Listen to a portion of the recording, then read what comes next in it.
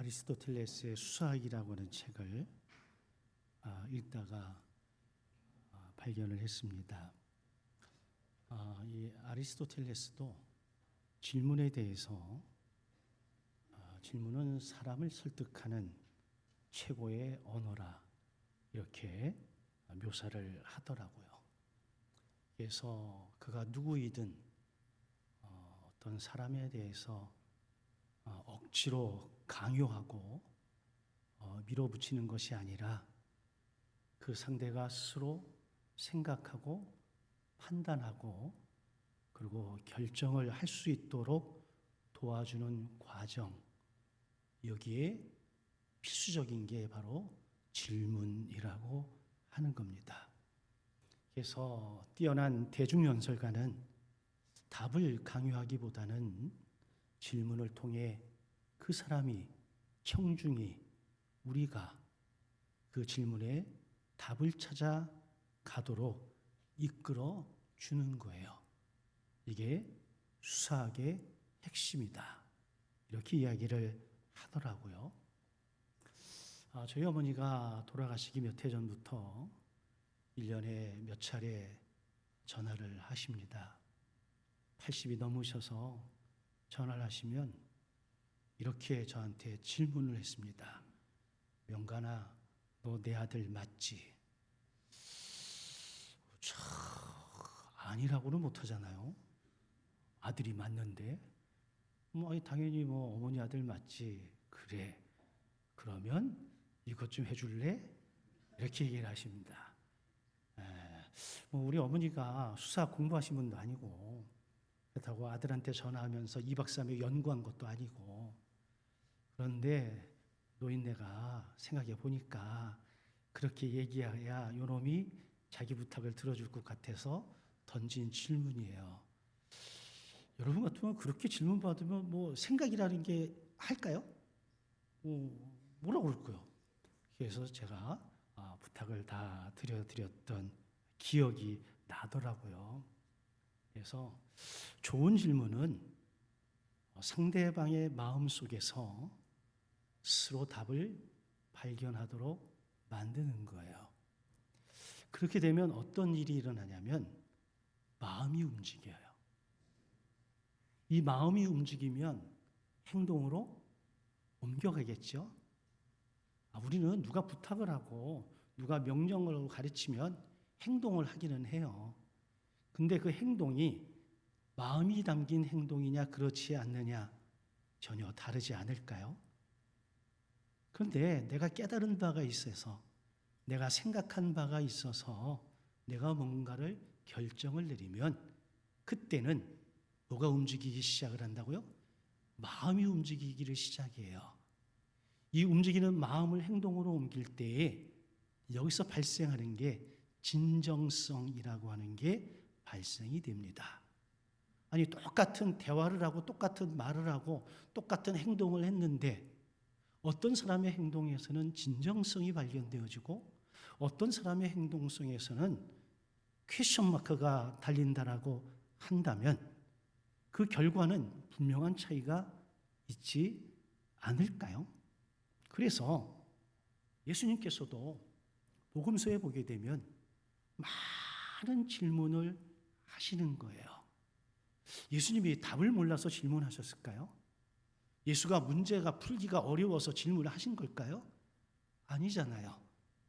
질문을 통해서 그 사람이 생각하면서 답을 찾아가는 과정 속에서 그의 마음이 움직이도록, 근데 이 움직임에 성령이 개입하시고 그 개입하심을 통해서 감동받고 은혜를 받고 그런 과정이 너무 소중하고 중요하기 때문에 예수님께서도 질문을 통해서 지속적으로 말씀을 하신 거예요.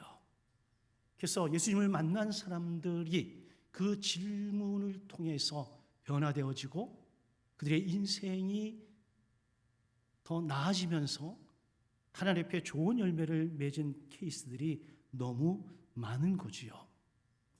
오늘 설교의 제목, 너희는 나를 누구라 하느냐, 이 질문은 교회를 어느 정도 다닌 사람들은 다 알고 있는 질문이에요. 그런데 왜 이 질문을 하실까? 예수님이 몰라서? 아니라는 거죠. 분명히 예수님은 이 질문을 던지셨을 때 의도가 있었을 겁니다. 의도가 없이 던지는 질문은 거의 없다고 보거든요. 저도 회의를 하거나 뭔가 중요한 것을 할 때에는 제 나름대로 수많은 질문들을 던지고 답을 찾아가는 과정 속에서 제가 뭔가를 얻게 되면 이걸 가지고 그 이야기를 풀어 나가거든요. 오늘 뻔한 질문이지만 너무 본질적인 질문 앞에 저와 여러분들이 함께 서시는 은혜가 있기를 주의 이름으로 축원합니다. 이 질문을 먼저 이야기하기 전에 이 질문을 한 장소의 배경을 좀 이해하는 것이 중요하겠더라고요. 예수께서 질문하신 이곳은 가이사랴 빌립보라고 하는 지역이었습니다. 우리 예수님께서 제자들과 많은 곳을 다니셨어요. 그런데 유독 왜 여기서 이처럼 본질적인 질문을 던지신 걸까라고 하는 질문을 제가 한 거죠. 이 가이사랴 빌립보는 아주 오래전부터 우상의 도시였습니다. 판이라고 하는 자연과 목축의 신을 섬겼고 바알의 제단이 있었던 그런 장소였어요. 그런데 이 장소에 황제를 위한 신전을 세운 겁니다. 그 당시 이스라엘의 분봉왕이었던 그 헤롯이 가이사 아구스도를 위해서 그 곳에 황제를 위한 신전을 짓고 이름을 가이사랴, 빌립, 황제와 자기의 이름을 섞어가지고 가이사랴 빌립보라고 해서 다시 말하면 그 도시를 누구에게? 황제에게 바친 거예요. 그런데 그 시대에 가장 아름다웠던 그 도시, 그러나 영적으로 보면은 가장 어두운 장소에서 예수님은 부르셨다라고 하는 겁니다. 왜 하필 그곳에서 질문을 하셨을까? 그곳은 바로 치열한 삶의 현장이기 때문입니다. 여러분, 고백이라고 하는 것은 여러분들이 이 자리에서 예배할 때 드리는 고백도 너무 소중하죠. 여러분들이 골방에서 기도할 때 고백하는 것도 너무 귀하고 아름답죠. 실제로 믿음이라고 하는 것은 내가 살아가는 삶의 현장에서 순간순간 주어지는 선택의 순간에 우리의 고백은 표현되어지고 나타나는 거거든요. 그래서 세상에 많은 사람들이 그 우상들이 판을 치고 황제에게 드려진 그 휘황찬란한 도시 앞에서 주님이 물으신 거예요. 제가 물어볼까요? 우리의 믿음이 흔들리고 무너지는 곳이 예배당입니까? 기도실입니까? 내가 살아가는 삶의 자리입니까? 기도실에서 무너지는 분 같으면 참 큰일이지. 예배당에서 무너지는 것 같으면 참 난감하지. 그런데 우리는 하루의 거의 대부분을 삶이라고 하는 자리에서 살아가잖아요.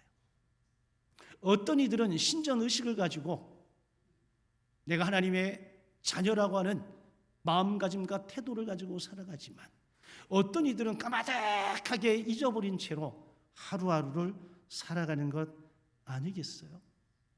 우리의 영적인 전쟁터가 여러분 내 마음이기도 하지만 내가 살아가는 삶의 현장은 정말 치열한 생생한 피 흘림이 있는 현장 아니겠습니까? 그 치열한 삶의 전쟁터에서 예수님이 물으시는 거예요. 너희는 나를 누구라고 하느냐는 거예요. 이 말을 조금 바꾸면 너의 주인이 누구더냐? 여러분들에게 주인은 누구실까요? 오늘 이 시대의 가이사랴 빌립보는 어디일까요? 여러분 돈 앞에서 무력해진 경험 있으실까요? 있으실까요? 저 있습니다. 돈 앞에서 사람이 그렇게 무력해질 수가 없어요. 그런데 오기가 생기더라고. 그래서 그걸 이기긴 했습니다만 돈 앞에서 자신할 수 있는 사람 별로 없죠. 권력을 생명처럼 여기는 사람들은 그 권력의 현장이 가이사랴 빌립보예요. 자녀에게 목숨을 걸고 살아가는 사람들은 자녀와의 관계가 가이사랴 빌립보입니다. 누구에게 인정받고 싶어 해서 안달을 하는 사람들은 그 현장이 가이사랴 빌립보예요. 바로 그 삶의 자리에서 예수님이 물으시는 거예요. 내가 너에게 있어서 뭐냐는 거죠. 어떤 존재냐는 거죠. 제가 오래전 말레이시아의 세계 선교사대회에 강사로 가면서 비행기를 타고 가다가 어떤 책을 읽는데 하나님이 훅 저에게 질문하신 적이 있어요. 도대체 나는 너에게 뭐냐? 깜짝 놀랐습니다. 무려 2시간 넘게 눈물을 흘리며 기도하며 말레이시아까지 갔어요. 여자 승무원이 이상하게 여겨서 계속해서 제 앞에 휴지를 갖다 놓을 정도로 그때 많이 깨달았습니다. 아, 사역이 우상이 될 수도 있겠다. 내가 주를 위해서 한다는 일 자체가 하나님과 도무지 관계없는 우상이 될 수도 있겠구나. 하나님이 내게 원하시는 것은 사역도 일도 아니었어요. 하나님이 내게 물으신 것은 관계를 물으신 거예요. 우상은 돌로 만든 신상만이 아닙니다. 하나님보다 더 의지하는 것, 하나님보다 더 사랑하는 것. 근데 저는 여기서 조금 더 실제적으로 내가 이것을 잃으면 무섭고 두려운 것, 그게 나의 진짜 우상이더라고요. 여러분들이 지금 가지고 누리고 있는 것들 가운데 뭐를 잃어버리면, 뭐가 없어지면 여러분들은 내 인생이 무너진다고 생각할까요? 여러분들이 하나님 없이는 지금까지도 잘 살아왔고 앞으로도 잘 살 수 있다고 생각하지 않으시나요? 그러나 그것이 없다면 오늘 당장 내가 무너져 내릴 수 있다라고 생각하는 그것이 때로는 우상일 수 있겠더라고요. 하나님 말씀하십니다. 여호와를 경외하는가? 그것이 지혜의 근본이래요. 경외라고 하는 것은 좋아하고 존경하고 공경하는 것 플러스 두려워하는 것이 포함이 되어져 있습니다.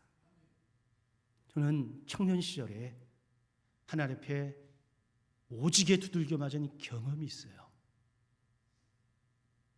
저는 지금까지 살면서 제가 젊은 시절에 하나님께 오지게 매맞은 그 경험이 오늘의 저를 지탱하고 있다고 저는 믿어요.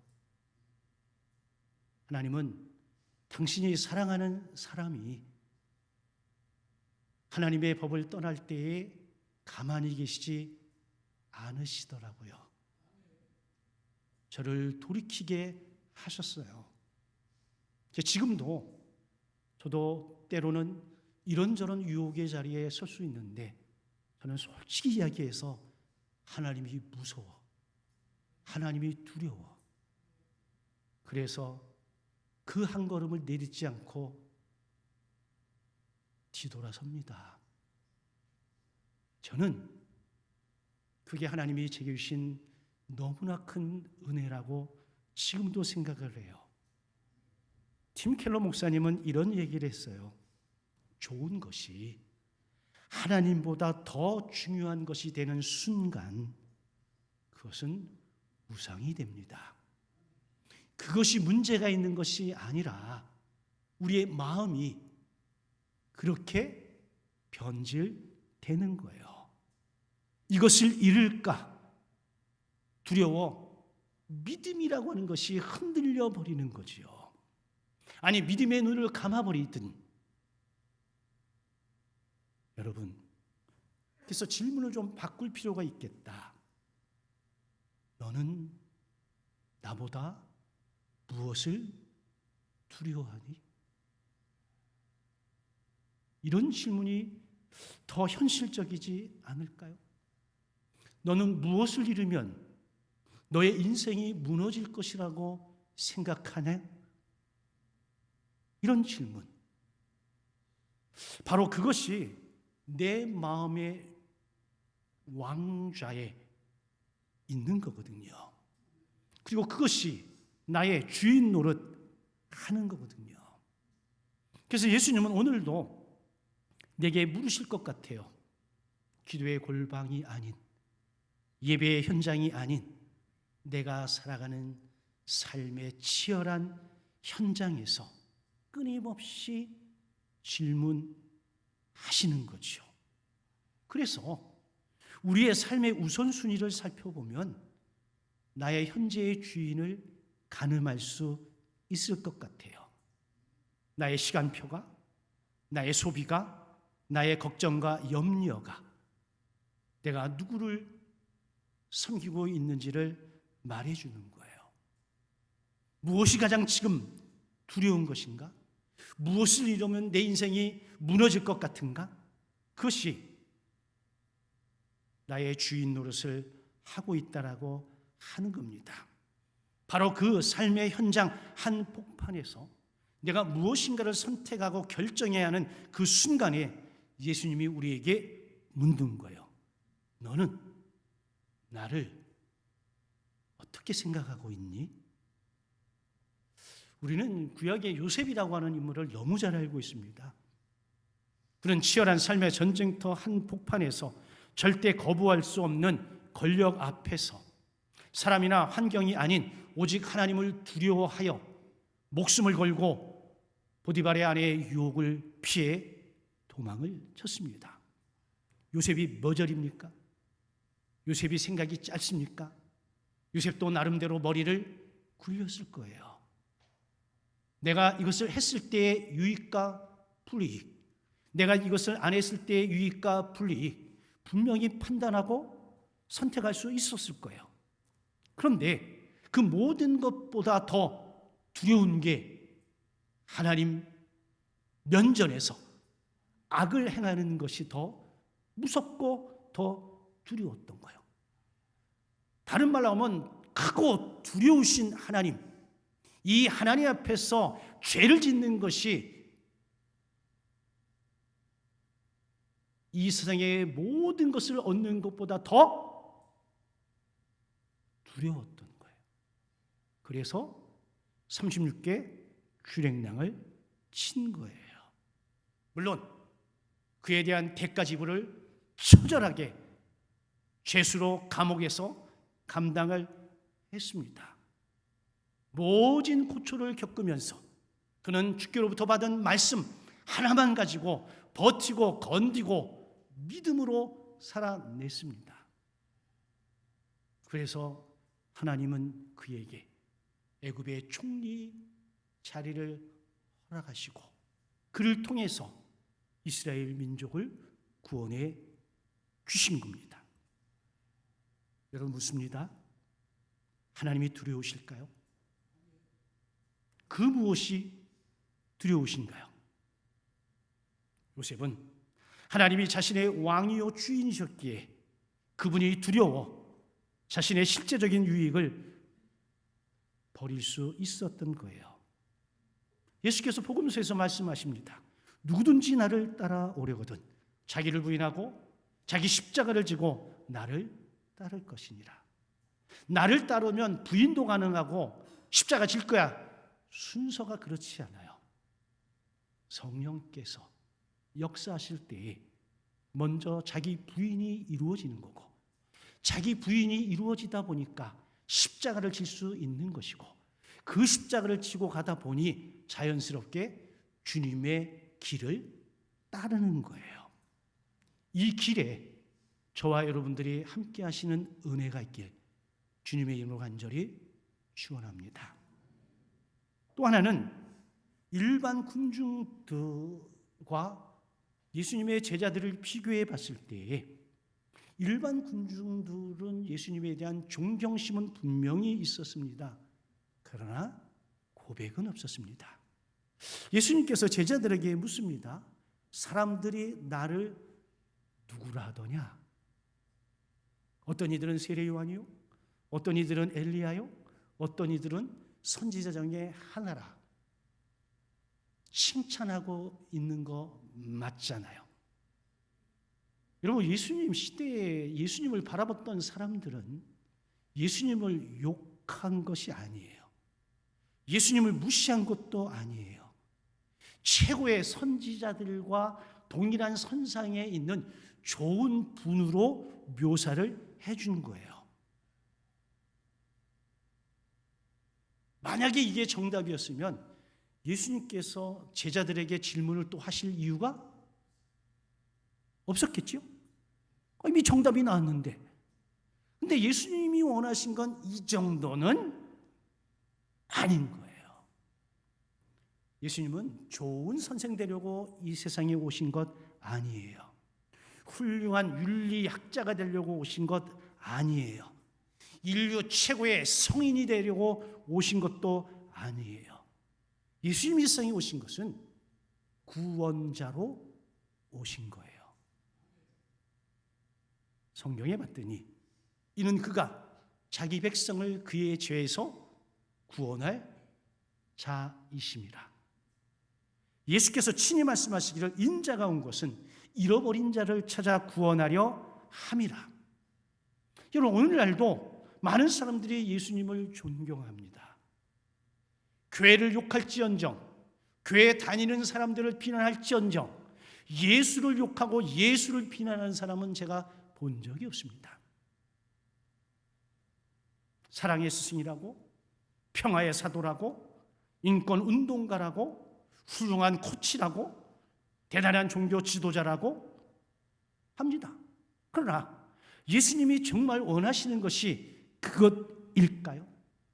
우리에게 그걸 요구하시는 걸까요? 아닌 것 같아요. 예수님 우리에게 믿음을 요구하십니다. 존경, 칭찬, 이건 거리에서도 얼마든지 가능합니다. 그러나 믿음은 주님 앞에 굴복하고 무릎 꿇어야만 가능합니다. 선생은 얼마든지 조언할 수 있습니다. 근데 주님은 우리에게 순종을 요구합니다. 선생이 아니기에, 우리의 영혼과 생명을 구원한 구원자이기에 우리에게 무한한 순종을 요구하실 수 있습니다. 스승은 지혜와 지식을 줄 수는 있습니다. 그러나 구원자는 우리에게 영원한 생명을 주셔요. 그래서 바울이 이렇게 선언합니다. 성령으로 아니하고는 누구든지 예수를 주시라 할 수 없느니라. 우리가 예수 그리스도를 주라 시인하는 것은 지식으로 하는 것이 아니고 무엇으로 한다? 믿음으로 하는데, 이 믿음 또한 누가 주셔야 가능하다? 성령이 주셔야 가능하다라고 하는 겁니다. 여러분, 예수님을 좋은 분이라고 말하는 것과 나의 주님이라고 고백하는 것은 하늘과 땅만큼 다른 거예요. 오늘 예수님 우리에게 똑같이 묻습니다.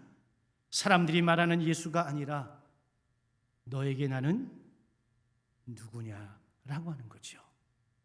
우리의 신앙은 남의 신앙을 덧입는 게 아닙니다. 부모의 믿음이 나의 믿음이 되는 게 아닙니다. 교회 공동체성의 믿음이 나의 믿음이 되는 것 아닙니다. 누구의 믿음이 중요해요? 나 자신의 믿음이 중요한 거예요. 그래서 예수님은 제자들에게 너희는 나를 누구라 하느냐 질문하신 거예요. 근데 원문을 그대로 표현하면 그러나 너희는이에요. 자, 세상 사람들은 이렇게 이해하고 이렇게 이해할 수 있어. 그러나 3년 동안 나랑 동고동락하고 내 가르침을 받고 나와 함께 살고 내가 행한 모든 기적을 경험한 너희는 나를 어떻게 생각하느냐고 물으신 거예요. 예수님이 기대감이 있는 거예요. 이 녀석들은 뭔가 좀 다르지 않을까?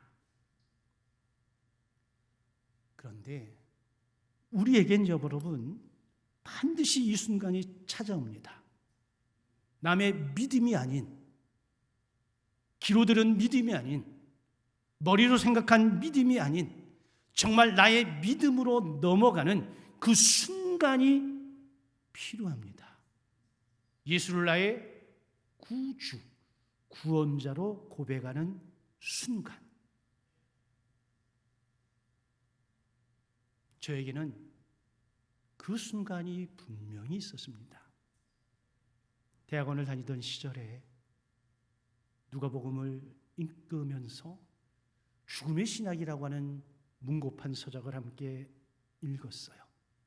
그 시간이 저녁 한 8시쯤 되지 않았나 생각이 드는데 하나님이 제게 이제 물으신 거예요. 누가 예수를 십자가에 못 박았느냐는 거예요. 자신 있게 대답했습니다. 대제사장들, 사두개인들, 종교 지도자들, 로마의 군사들. 그러면 질문이 멈춰야 되는데 계속해서 제 마음속에 누가 예수를 죽였냐는 거예요. 근데 어느 순간 제 입에서 하나님, 저요. 제가 예수를 죽였습니다. 제가 머리가 좋아서가 아니에요.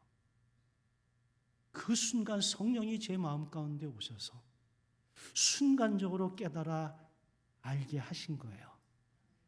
이건 누구의 고백이 아니라 이건 나만의 고백이었습니다. 그리고 한 30여 분 이상을 눈물로 울면서 제가 하나님 앞에 회개하고 내가 예수를 못 박았다, 내가 죽였다 그랬어. 한 30여 분이 흐르고 난 다음에 제 마음 가운데 기쁨이 찾아오는데 제가 지금까지 살면서 가장 기쁨을 누렸던 시간이었습니다. 누가 주시는? 하나님이 주시는 그 기쁨의 순간이었어요. 그 이전에도 많은 회개가 있었고 많은 은혜가 있었습니다만은 내가 내 입으로 성령의 감동하심 가운데에 고백한 순간은 바로 그 시간이었습니다. 이 순간이 너무 소중한 거예요. 많은 사람들이 교회 안에서 자랍니다. 여러분, 교회 안에서 자랐다고 모두 신앙인 되는 것 아닙니다. 믿음은 유전되는 게 아니에요. 계승은 될지 모르지만 은혜는 상속되지 않습니다. 물론 부모의 믿음이 축복이긴 합니다만은 부모의 믿음이 내 믿음이 되는 것은 아닙니다. 그래서 하나님이 각 개인에게 묻습니다. 너는 어떻게 생각하는데? 우리 개인에게 묻는 거예요. 다른 사람이 답하는 거 아무 의미가 없습니다. 누가 답해야 돼? 내가 답해야 되는 거예요. 바울이 이렇게 고백합니다. 내가 만일 내 입으로 예수를 주로 시인하며 또 하나님께서 그를 죽은 자 가운데서 살리신 것을 내 마음에 믿으면 구원을 받으리라. 내 입으로. 여러분, 믿음의 두 요소가 여기 존재해. 입술의 고백, 누가? 내가. 그리고 마음의 신뢰, 역시 누가? 내가. 믿음은 여러분 정보를 아는 것이 아닙니다. 믿음은 나를 온전히 내어 드려 맡기는 거예요. 내 생명까지도. 여러분, 그래서 믿음은 지식이 아니라 믿음은 행동인 거예요. 입으로 맨날 믿는다는데 아무것도 안 해. 누구를 사랑한다고 입버릇처럼 이야기하는데 행동은 전혀 하지 않아. 거짓말하지 마세요. 자신도 속이고 저분도 속이고 다 속이는 거예요. 우리의 신앙 마찬가지입니다. 예수를 구원자라고 하는 사실을 아는 것으로 끝나지 않습니다. 나의 죄를 정말 맡겨야 돼. 내 미래를 맡길 줄 알아야 돼. 내 가정과 내 생명마저도 맡길 줄 있을 때에 그것이 결국 내 믿음이 되는 거예요.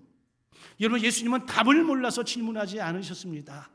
베드로의 마음도 알고 계셨고 제자들의 믿음의 수준도 알고 계셨습니다. 그런데 왜 질문을 하셨을까요?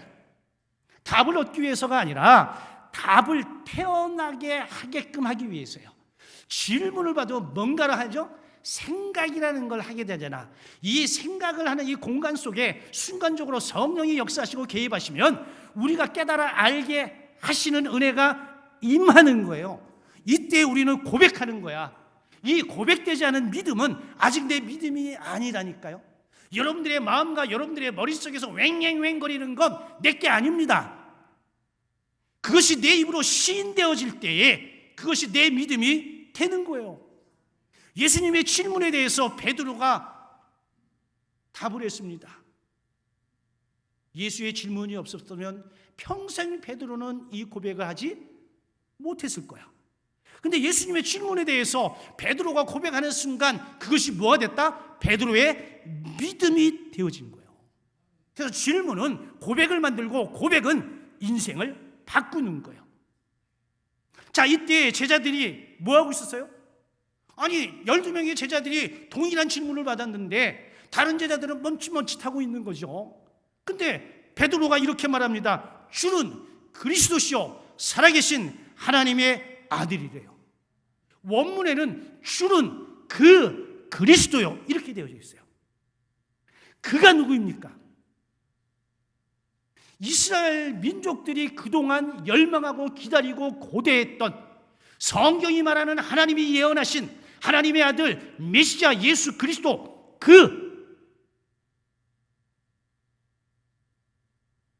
그가 자기 앞에 있는 예수라고 이야기를 하고 있는 겁니다. 그런데 하나 더, 살아있는 하나님의 아들이래요. 여러분, 이 고백이 있는 그 도시의 현장은 우상들이 판을 치는 곳인데 우상들은 살아있어요, 죽어있어요? 우상들은 살아있어요, 죽어있어요? 다 죽어있는 것들이요. 근데 그 죽어있는 것들 앞에서 베드로가 뭐라 그래요? 살아계신 하나님의 아들입니다. 선언한 거예요. 그 순간 예수께서 뭐라고 하시는지 아세요? 이를 그 그리스도고 살아계신 하나님의 아들을 알게 한 이는 혈육이 아니요 내 아버지래. 누가 알게 하셨다는 거예요? 하나님이 알게 하셨다는 거.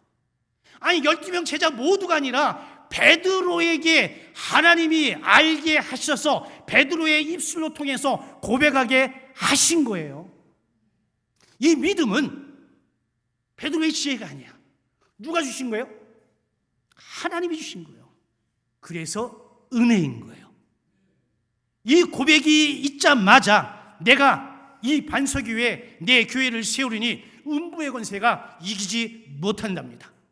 물론 전통적인 해석은 이건 교회로 해석합니다만은 제가 이 본문을 연구하고 묵상하다가 문득 든 생각은, 여러분, 고백은 누가 있어요?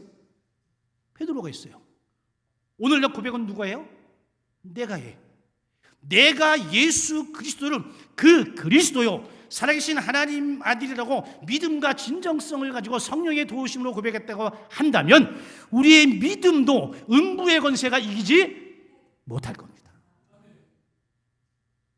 세상은 우리를 무너뜨리기 위해서 별의별 방법을 사용합니다. 여러분, 나를 모르는 사람이 나를 시험해, 나 가장 가까운 사람이 시험해. 나를 힘들게 하고 내 마음을 갖다가 아주 갈갈이 찢어놓는 게 저기 알래스카에 있는 사람이요, 내 옆에 있는 사람이요. 그래도 흔들리지 않는 것은 나는 내가 믿는 예수를 그 그리스도요 하나님의 아들이라고 성령의 감동하신 가운데 고백했기 때문에 그런 거예요. 여러분, 예수님은 이 질문을 베드로에게 했지만 나에게도 물으십니다. 그래, 베드로는 저렇게 했는데 너는? 물으시는 거예요. 신앙은 교회를 오래 다닌 것이 아닙니다. 많이 아는 것도 아닙니다. 내 삶의 주인을 바꾸는 거예요.